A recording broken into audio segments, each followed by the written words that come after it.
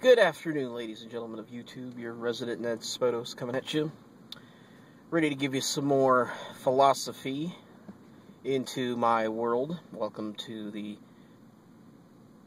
Darth Despondos Philosophy channel once again.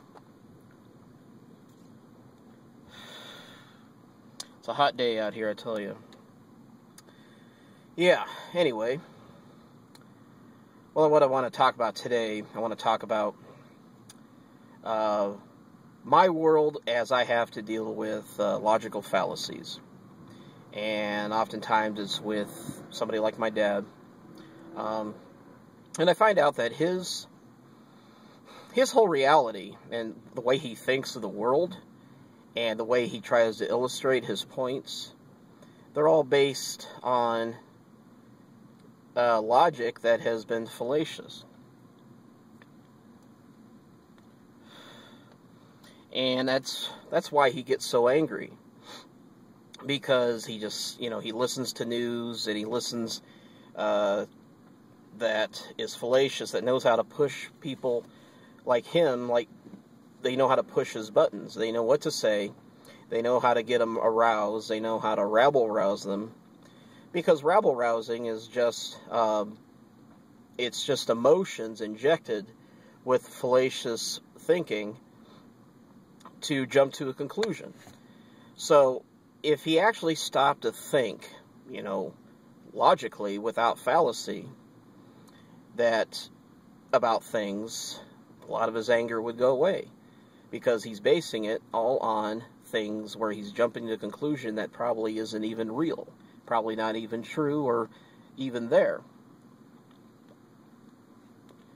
But it's what sparks the emotion, sparks him to get going with what he wants to talk about.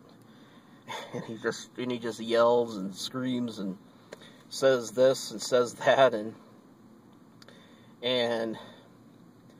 I mean his worst, one of the, before I even really knew about logical fallacies as far as the labels and the types that there are, I was identifying them left and right. I'd even give them my own names before I even realized they had names. Well, one of the biggest fallacies that my dad likes to use a lot is cherry picking, where he will pick information on something like hospitals, and he'll tell me how many people that they kill a year. But then he doesn't stop to think how many people they save. I think the ratio of people whose lives are saved by hospitals greatly outweighs the amount that they kill.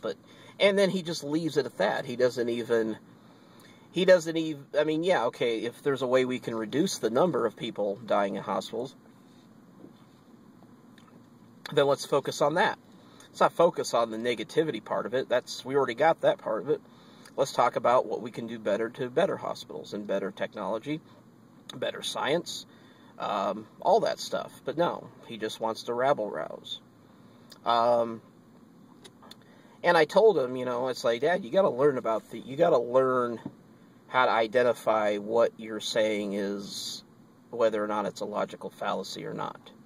And it's usually pretty easy if you just want to stop to think about it. Because I told him that if his information that he wants to teach me is going to have a voice, well, you're not doing it any service if you're presenting it fallaciously.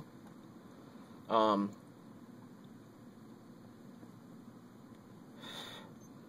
you're not actually telling me anything. You're just jumping to a conclusion with nothing to back it up. And he probably doesn't want to not use his fallacious thinking, because it will probably empty a lot of the ammo that he has, but he's just shooting blanks. He's shooting blanks and no bullets are coming out, so he's not shooting any holes in my argument.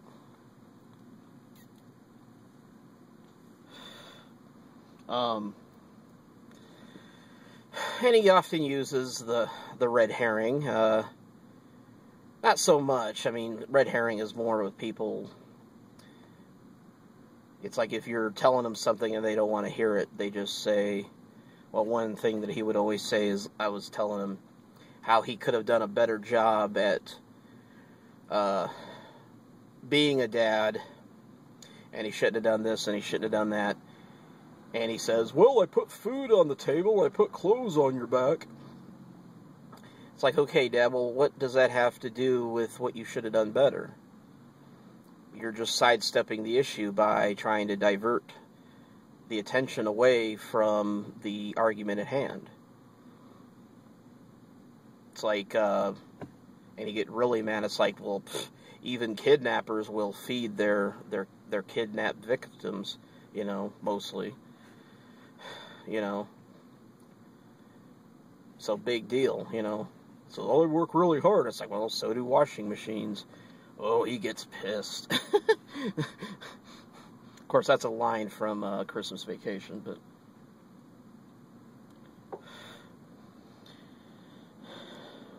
And my friend does that too. We're trying to teach, you know, we're having a discussion as to, you know, how he needed to better his life, you know, maybe not drink so much, you know, try to apply himself better, try to settle down a little better, you know, so you could actually hold a job down, you know, and take care of your wife and yourself. And, I mean, he has done that now, thank goodness. But before, it's like he didn't like what he was hearing, and he's like into music. He always wished that he was a rock star. I always kind of attributed him as being like an Alice Cooper type individual who never made it in the music business. And I give him all this advice and saying what he should do, and he goes, "Oh, I'm just a rock star." It's like, okay.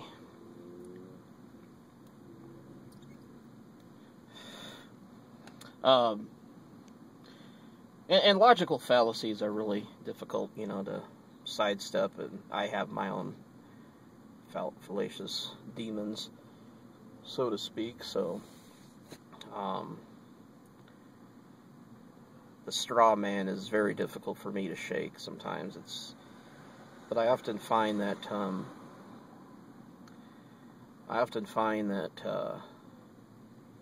when I'm talking to people who just argue in the context of fallacious thinking, it's really hard to not counteract what they're trying to say without some kind of fallacious statement, because they're already talking gibberish. So the only way to, you know, to counteract that gibberish is more gibberish. And they won't even listen to you, even if you're presenting your argument correctly. And like I said, a lot of the people that need to work on their fallacious thinking is they're not,